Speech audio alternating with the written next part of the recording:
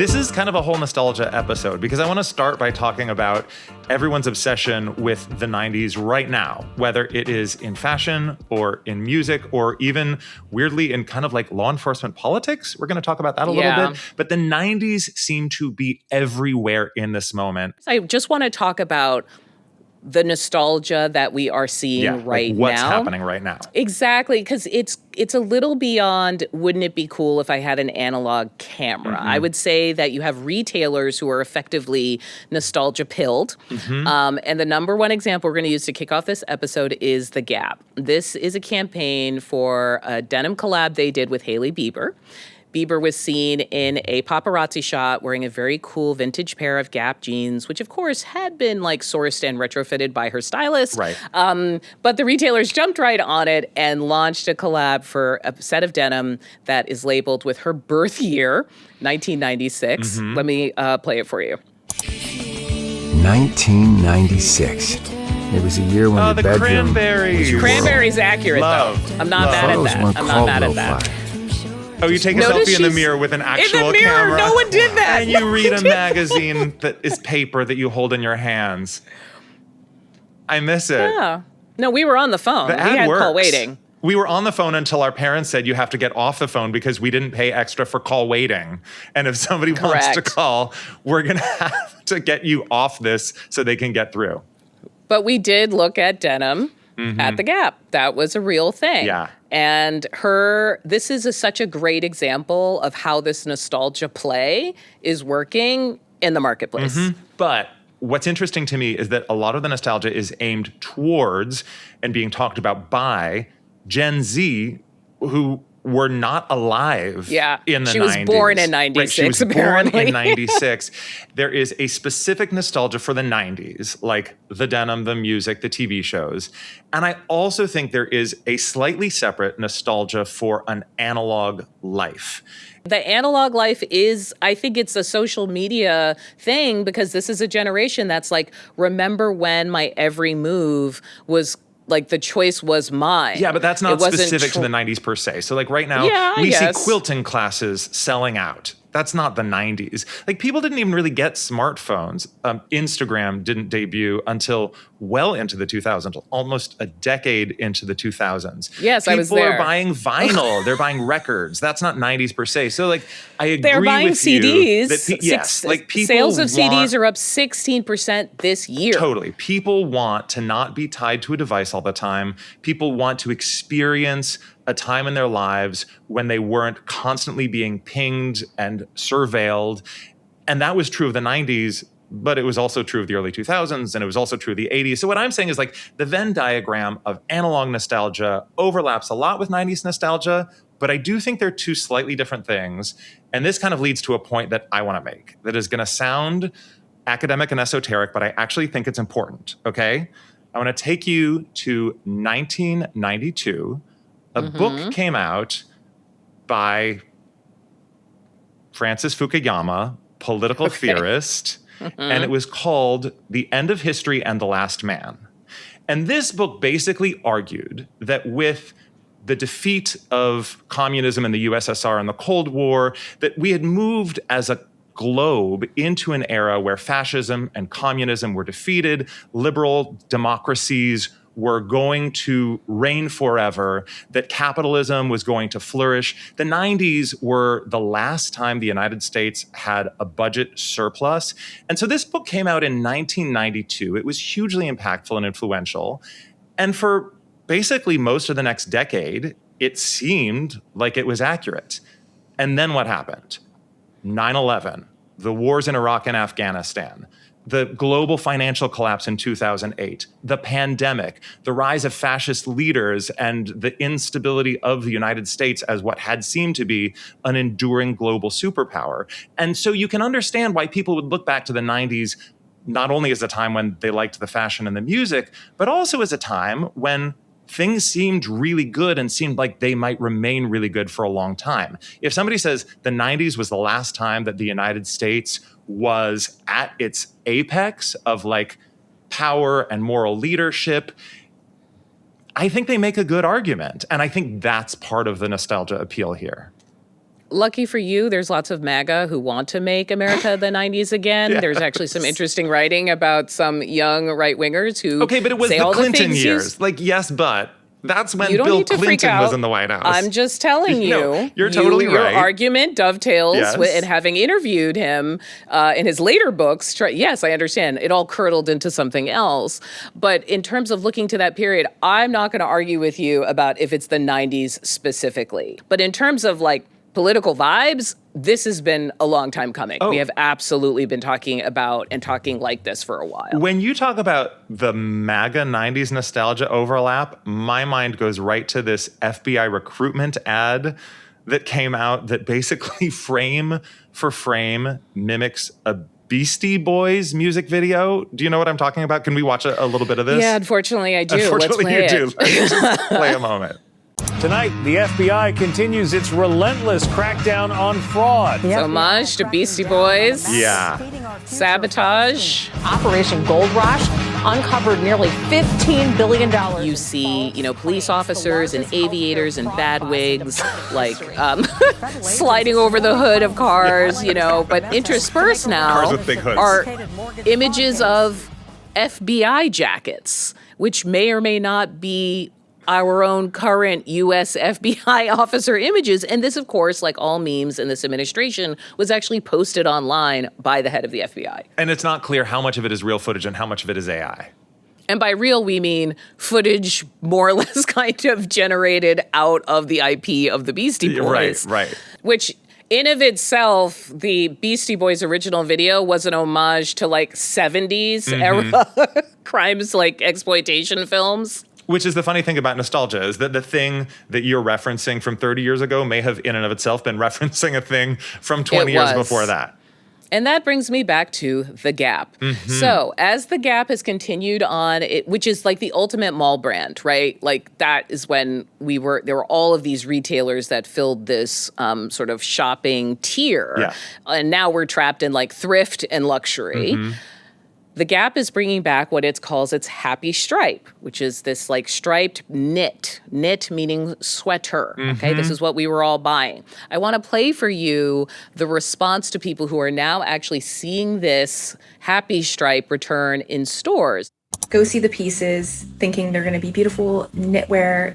Very excited to find out that they are mesh. So they took this old sweater pattern and screen printed it onto mesh. So it's a polyester mesh faux knit. I wish they actually brought back the sweater itself or did like maybe a cotton short sleeve or tank top version for summer Lord. instead of the mesh. To me, it just kind of feels like jeggings. Like I'm not a fan Great of reference. this. Great reference. Okay, think about how this encapsulates the nostalgia problem in a nutshell. You take something that we remembered, something of quality, and you hack its quality to bits, and you make something new with it. And you try and sell it to the consumer as like new and a new kind of technology, and it'll perform in the fabric, when really it's like you just printed on a polyester thing that's going to end up in the piles of clothing out in the world. You brought back a worse version of what everybody missed from the first time around. It's just funny because the reason why people go thrifting in our generation and now is like the clothes are constructed differently. The clothes actually hold up better because of the way they're constructed and the materials. If you're coming up in the age of fast fashion, Right. Like It's all Zara and H&M, and it's it like kind of is. Like the quality isn't there that it's like this is an item clothing that could be hanging somewhere in 100 years. It's just another piece of petroleum I don't know in a heap. if you had this experience, but for me as a teenager in Portland, I loved going to the Goodwill surplus store. We called it the bins. Clothes were 99 cents a pound. And so you could, with little financial risk, just try things that might or might not be your style. And I'm embarrassed to say I made some pretty dramatic style choices that might not have stood the test of time. But in hindsight, a lot of them were references to the styles of the 60s, just as today we're seeing Because that's references what to the was styles there. of the 90s. First, Pixar, it didn't happen. Second, we had that version of this in the Boston area. It was called the Garment District. Oh, yeah. And at the Garment District, you could go and get the trash bag of clothing, and it smelled accordingly. Yeah, you know what I mean? God, like you have to wash this, it before you put it on your yeah, body. but Absolutely. heavy 70s I think they would vibe. like fumigate it with pesticides or something like that. Anyway, yeah, you got to wash it first. Wait, Can I just do a shout out? Oh, do you have a picture? I do, but I'm a little hesitant to share it for obvious reasons. I feel like I'm doing a trust fall. What are the obvious reasons? Well, this picture has a very 90s hairstyle with what might be slight cultural appropriation in the choice of shirt. Let's just do it. Let's show the pic. Okay, so I've got this, vaguely Nepalese batik shirt with a no one kind of spotted that. sun That's and extremely moon Portland. design Yeah. on it, Yeah. and the sort of Prince Valiant hairstyle that goes parted in the middle behind the ears. No, this look works for you, actually. Wow, it's really? giving boy I'm band. shocked It's giving that that's boy your band. response. Yeah, I'm surprised there's not like a dream catcher behind you, though. Absolutely. I mean, it feels it is very so on that. brand. Yeah. It was just out of frame, I'm sure. I know we're talking about retailers, but there's other cultural and maybe less innocuous things that have come back. And one of them is smoking, which I've been Yes. surprised to see in advertising. Perfect example, the Charlie XCX music video that came out this summer for her new single Rock Music. This year is like cigarette summer. In this video, she's not just smoking, she's got like a fistful of like a whole pack of cigarettes that she's smoking like a all cartoon. at once. Yeah, exactly. And it's not just Charlie XCX. We also saw Meg Stalter on a red carpet with a cigarette. We saw in the finale of I Love LA, the main character smoking a cigarette. Like, vapes are out, cigarettes are back, and they're not just back, they are everywhere. But it feels like irony. Like Meg Stalter's a great example. She is a comedian who is doing a long-running parody of this age and of what it means to be a celebrity. In a way, she's almost doing a parody of a Charlie X type figure who is making fun of herself because she is the kind of cool girl you might see with a cigarette. So for her to have a mouthful of them and say it's a rock album, to me, there's like massive winking going on. Okay, but counter argument, the Ryan Murphy Show love story, That's that true. took us Yeah, back yeah. to the JFK Jr. Like, that show has cigarette smoking totally unironically and like very appealingly. Like, you watch a show Well- like that and think, maybe I should smoke I know. a cigarette. I think it's because it was appealing at the time, right? Like Sex in the City, the cast is always smoking. Yeah. Like, I don't think people can appreciate now, because of the sheer effectiveness of the anti-tobacco campaign, how much a part of the culture smoking was, and even filling the gaps of those moments that now they flee to their phones to. I mean, what do you think we were all outside of the club doing? What are you going to do with your hands? Smoke a cigarette. Yeah, the end of free time unstructured that we used not to be tracked is like a real thing. And feeling people reach back physically to like grasp for it and get it back is actually really intriguing to watch. Well, let's not forget how the 90s ended with a moment of existential dread as we approached Y2K. midnight on Y2K and thought the entire globe was going to shut down and crash, Yeah. and we would all be living in some post-apocalyptic wasteland. So Now you it's know, reduced to just like low slung denim. You know what I mean? Like now Y2K is an Exactly. aesthetic. Just like my nostalgia for the 60s was like flower children and beings rather than like civil rights Political protesters assassinations? being Yes. shot, Like, Yeah. Wait, there's a question that I want to ask you. What is your favorite 90s touchstone? The thing that to you speaks not only to your experience of the decade, but that like you like the idea of going back to, whether it's like an activity or clothes or a TV show or music or whatever. A Different World, which is why I'm dressed like this. I was like, I'm going to go to Hillman, Yeah. which is not a real college. Yeah. And Dwayne Wayne's going to be my boyfriend. Like, I had it all laid out. Yeah. Lisa Bonet is still amazing. Still. And who do they worship now? Her daughter. Yes.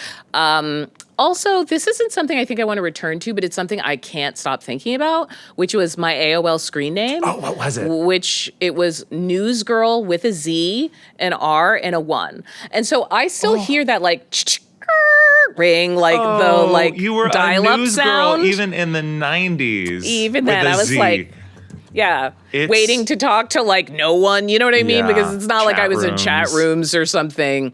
But to me, that was completely encapsulates the experience. It's like you're close to the internet. The internet to come is near, Yeah. but it's not there yet. I met my first boyfriend in an AOL chat room. Okay, that's a different story. No. It was like Is this a good story? we were together for 6 months and we're still friends. Yeah. Really? Yeah. What was your screen name? Oh God, it's so embarrassing. It is Dreamcatcher 42? Audie Cornish. It is the most Goyish screen name. It was. Well, I don't even know what that means. It means like non-Jewish, like the most Okay. Christian screen name. My screen name was Christopher Robin. Is that related to the children's book? Yeah. You are such a nerd. Oh my God. Okay, can I tell you That- my favorite 90s thing? My favorite 90s No. Don't skim past this. You didn't even put a number in it or anything? There might have been a number. I don't think there was enough. No, there were not a whole lot of Christopher Robins. So what that means is it was that early in the internet. Yeah. Okay, that you were the first Christopher Robins. Yeah. Okay, can I tell you my favorite 90s thing that I actually Yes. do miss? Is Okay. making mixtapes and mixed CDs for people. Yes. Whether it was mixtapes like were the for a best. camp friend who you're not seeing anymore because it's summer's over, or a best friend, or a crush, or like a So many road boyfriend trip. mixtapes. Like the care and thought and like messages that were embedded in those mixtapes was such a distillation of sort of like Yes. the emotional angst of that era. you But know? also the thing we're talking about in terms of just making it, Mm-hmm. being at the radio with your cassette tape, waiting for the DJ to stop talking. But of course, he kept talking right up until the first chorus. I'm not even talking about dubbing off the radio, although that was a Oh, thing. I'm how talking did about you like do I it? had my cassette or CD collection. I had Okay. like a blank cassette, and you put in the one cassette. You can also do it on Oh, CD. you but were you put in one rich. cassette. Yeah. You cue it up, and then when it gets to the song on the Peter Gabriel album that you really want to kick off this tape with. On the one part of the boombox, you put play, and on the other part, you put record, and then you let the song play, and then you hit stop, and then you pop out Peter Gabriel, and you put in the Indigo Girls, and you do it again. Honestly, I'm appalled.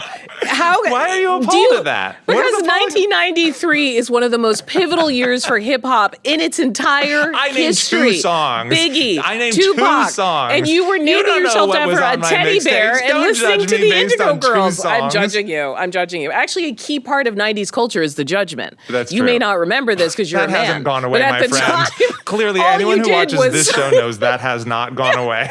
No. Okay, well, you talked to somebody who has kind of like made a career out of mining this nostalgia.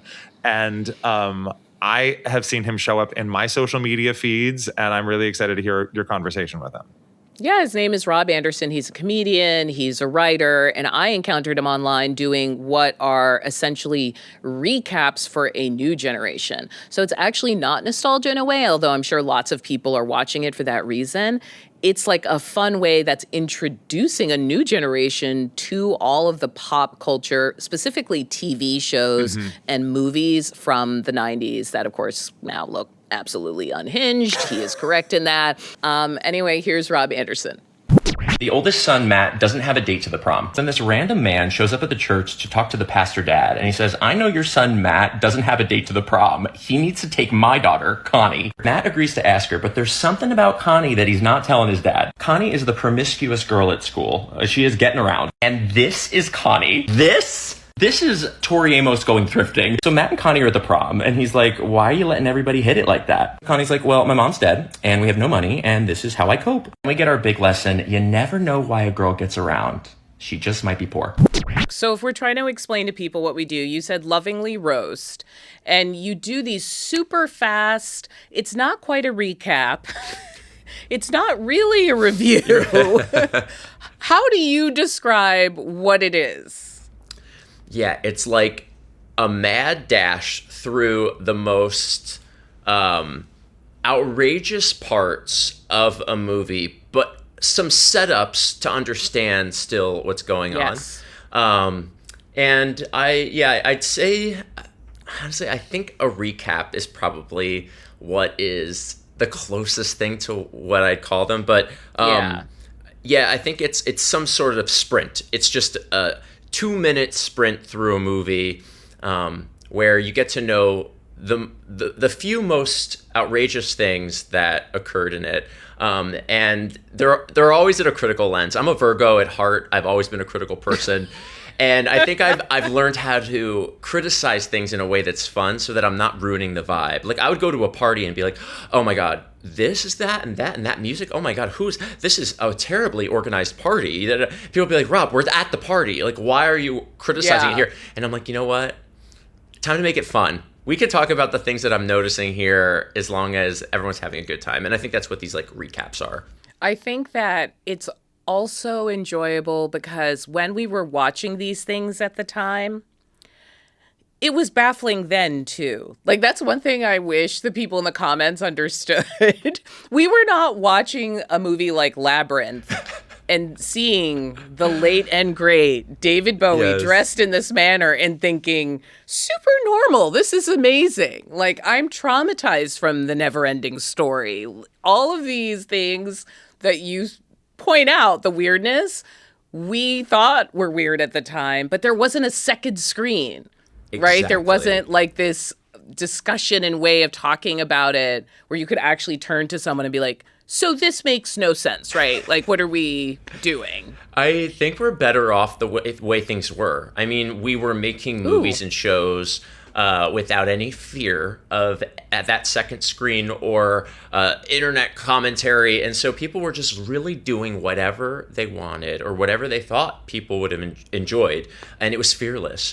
And yeah, we get it. We look back now and people who didn't live during that time are like, this is so, like, you don't understand though. Like, that time was amazing. It was so great to have all of these things that weren't thinking too hard about if the internet would care or not. And they were weird. Yeah. Like, just so weird. I was going through and thinking like, oh, what are the things I actually liked as a kid? Because I was trying to figure out, you know, just looking at your Instagram page, oh, do I have similar films in my head like that? And like Weird Science is a great example, you know, like two young boys create the perfect woman and wackiness ensues. It didn't feel like there was as much irony, although I'm sure the Pee-wee Playhouse people would argue with me. Well, funny you say that about Weird Science. You're like, craziness ensues. That craziness is her like kissing them and flirting with them, and she becomes their babe. Like, she is actively romantically involved with these two teenage boys. So I love it. It's like, oh, it's so wacky. It's like, wait a minute, she's like hooking up with these kids. Right. I mean, I did it. I'm part of the problem. You can hear my training, right? I'm sitting there like, and things just got wild instead of being like, I think a minor was assaulted, which is how we'd say it now. But Audie, it was fun. It was fun though, you know, like it was fun to watch, you know, but we wouldn't make that again in that way. I really do feel like you can make a movie about anything as long as you kind of are saying something. I don't think they were really saying anything for Weird Science, unfortunately. No, they weren't. That's actually what's so fascinating about watching all of your takes is also like seeing this political, like, even though we're in the anti-woke moment, some of the lessons have stuck. Do you sneak stuff like that into your work? Because I do hear it. Oh, all the time. I just can't help it. It's just like, it's who I am, and my perspective is just there. I think you can't make something of the 90s and not have some perspective of what matters today. I mean, that sounds very serious, but like, even for example, Walker, Texas Ranger is all peppered throughout my show. And I had to, because he solves every single problem from homelessness to alcoholism with karate. It is the most simple. Chuck Norris at his most powerful kind of like cultural height. Yes. And then of course I have to say he's homophobic. I mean, it is his legacy is that he stuck his neck out to just be fully homophobic. And I think that's the kind of thing where people aren't expecting to go to a comedy show about the 90s and laugh about nostalgia and then be forced to reckon with the fact that this guy that they loved and watched was terrible in a lot of ways. But he still existed, and the show is still iconic in a lot of ways. So you can't just ignore it. You're not just going to, say, oh, we'll never talk about Walker, Texas Ranger, because that's what people love to do these days. They go, you can't talk about Seventh Heaven because the pastor dad was a pedophile. I'm like, I could do both. I could talk about Seventh Heaven and mention that he's a pedophile all in one. We don't have to push these things down just because there were some problems. you have a Christian background, right? Yeah. I went to Christian camp. And I feel like when I think back to that period, so many shows were constantly sneaking in moral lessons and anti-drug lessons, and they were like never, ever, ever subtle. It was like it was written by like a sentient sledgehammer. They were so obvious, but also you got to remember they had to fit this in a 22-minute episode. They had to fit this in a 40-something minute. Like, they had to show what it's like to be addicted to drugs very quickly, so it hit you right off the bat really hard, and the lessons were so simple that they would never, or they would be solved by things like with karate, that they just wouldn't be realistic. Well, I do also think, Audie, that that time period, moral lessons, there was a Christian nature to it all, but it was also good business to have morality in your shows and your movies, especially TV shows. There was a thing where parents wanted their kids to see things that meant something or taught them a lesson or made them better. And so these shows weren't themselves Christian, like I think of like Sister and Full House and Family Matters, and all these shows all had lessons attached to them that were because that was good business. And they were almost kind of competing with each other too. Like if there was one show that would come out with something about racism or something about eating disorders, they would all follow in like the next, couple episodes or the next season. The other ones would try to, outdo that lesson or have their bit on that. So it was making money, a lot of money too. And I think that's why it was in there. It's funny, now that you say it, I do think about the fact that you have the 80s, just putting my news hat back on now, like rise of the religious right. And in the 90s, you have like Tipper Gore and talking about, inappropriate things on television. And there was always this puritanical streak, using that in the American history term, to entertainment. Like somehow you had to justify what you were putting on because there was someone out there saying, this is trash. It shouldn't exist. Yeah, that's definitely true. So what was it like trying to go from making these quick little videos to stretching that out to a whole show and having the audience in real time come back to you? You know what I mean? Whereas you look like you're just having fun when you're recording them and kind of cracking yourself up. And you're writing incredible songs. The opener has all of these amazing references to the 90s that just help ground the audience in, here are the things I'm talking about. First, just for people who haven't seen it, list some of those things and then help me understand like how you even thought of it. What's your cutoff for nostalgia? Yeah, it's a really wide net. There's a lot of things in the 90s. When you think of the 90s, it's a whole decade of everything. So I think painting the picture of what the 90s was like quickly so that we can get right into movies and shows, which is what this whole show is about, is what I wanted to do.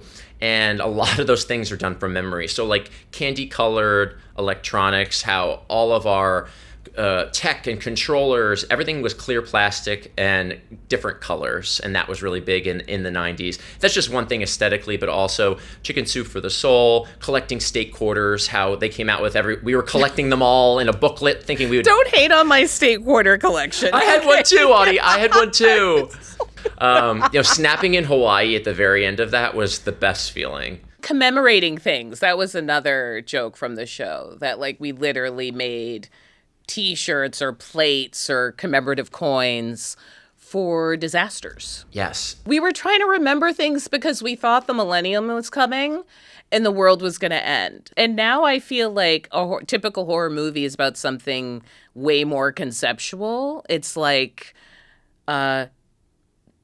gender norms, or trauma. Like it's not Gremlins. Right. I think that, what I think happened is we, in the 90s and early 2000s, obsessed over the idea of the world ending because it felt like fun to us. And then now that it is in our news and things are bleaker politically than they ever have been, people don't want to watch a disaster movie. We don't really make them anymore because they're not enjoyable. We're living in it in a lot of ways. So those things that need to be scary are things that are you don't even think of that could ever happen to you, or something completely unique that people aren't talking about, or a twist like gender norms or something that's like a twist on that. That's like, oh, how creative was that? Also, gender norms feels like a very nice place to live versus the end of the world. I'd love to get to a place where we can watch end of the world movies again and make those. That means that things would probably be better as a whole, like politically, but we're not there. I wonder for you, are there things you see today that you think that's not going to hold up? If you look back at anything you've ever made, at least for me, like 2 years ago, 3 years ago, if I had a serious thing to say on the internet, it aged poorly. It's just a bad place, like, to make videos about serious things. It's, I don't know. I don't know how to explain it. It's like I get full body cringe when I even see mine or other people giving a really serious take on something that's happening in a very small circle on the internet. I don't know. That's the kind of things where I'm like, this is stupid. We're caring about things that don't matter anymore to a point where it's getting so, because the big things that are happening in the world are so enormous, and we feel like we don't have any control over them. The people are choosing to really care and have think pieces on internet drama. Like, I do remember that era where we could make amazing think pieces and cultural criticism really like had its moment, but it almost feels like because people don't have that anymore, their little kind of baseball card version of it, which is how I think of TikTok. It's like, how much can you fit on this card versus someone's like kind of academic-ish essay. It doesn't feel sufficient to me, and I don't actually think some of these things can bear the cultural weight of these ideas. You're right. That's well said. I love that baseball card analogy. I think that people's attention spans are so limited and so low that they are going to watch the thing that they can get information on very quickly. And that isn't someone who can really talk about something in a way that matters. It's whoever can grab attention and, with good lighting, talk about something quickly. And it's for the worse. We're in a love-hate relationship with nostalgia right now. Like, on the one hand, I feel like people like you are really effective at it. And on the other hand, people feel stuck seeing the same old thing at the movies all the time, right? And like sequels and prequels and pre-bookquels. I'm not sure. New word. Like, we're not sure how we feel about our nostalgia. Yeah, I think I hate this because you're right. I hate the way that we have taken it and used it because it's so powerful for bad. We've used it for money.